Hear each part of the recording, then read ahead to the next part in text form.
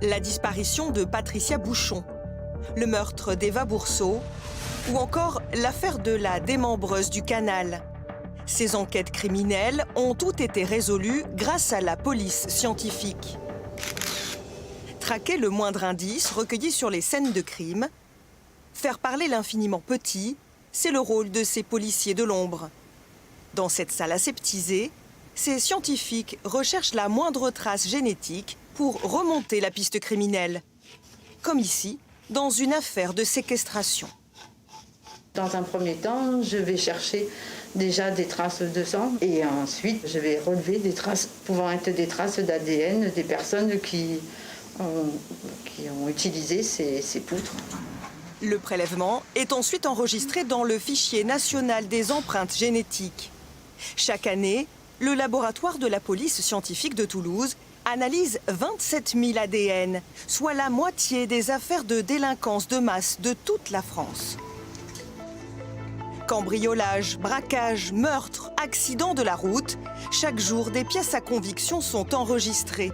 Le laboratoire toulousain en reçoit près de 70 000 par an. Pour aider la justice à faire la lumière sur ces crimes et délits, toutes les disciplines scientifiques sont réunies. Au fond de ce couloir, la balistique. C'est ici que des experts travaillent sur les armes à feu saisies dans des affaires de grand banditisme ou de meurtre. Des armes qui sont systématiquement testées. On a un caisson de tir rempli de coton. Là, ça permet vraiment de freiner le projectile, les projectiles de tout calibre, sans faire aucune trace parasite.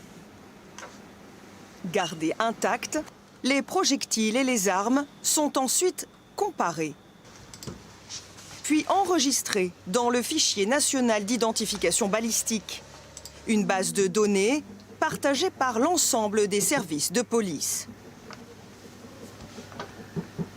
Ça permet de faire ce qu'on appelle des rapprochements entre dossiers. Nous avons une arme saisie. Là, on va rechercher si cette arme a pu servir pour d'autres faits pour lesquels l'arme n'avait pas encore été retrouvée, des faits de braquage, tentative d'homicide ou autres, qui peuvent s'être produits effectivement à n'importe quel point du territoire national. Mais parfois, tous ces indices ne suffisent pas à élucider une affaire. Quand une enquête piétine, les investigations peuvent se tourner vers la géologie judiciaire. Cette experte est une des rares spécialistes en France à utiliser cette technique. Elle s'intéresse aux quelques centimètres de sol sur lequel un suspect a marché. Comme sur ce tapis de voiture, pièce à conviction dans une affaire vieille de 14 ans. En fait, là, ça va être détacher le prélèvement sans prendre en fait les fibres du tapis. L'experte puise les indices dans des fragments de terre, de minéraux ou de végétaux, des matières qui évoluent peu avec le temps. Ces connaissances sont souvent l'ultime recours dans des affaires non élucidées. La terre qui fait appel à des cheminements, à des itinéraires, à des scénarios, va peut-être effectivement entrer à ce moment-là, un peu plus tardivement que certains autres indices. L'experte s'est aussi spécialisée dans les diatomées, ces micro-algues présentes dans les milieux aquatiques et qui se retrouvent dans l'organisme des personnes noyées.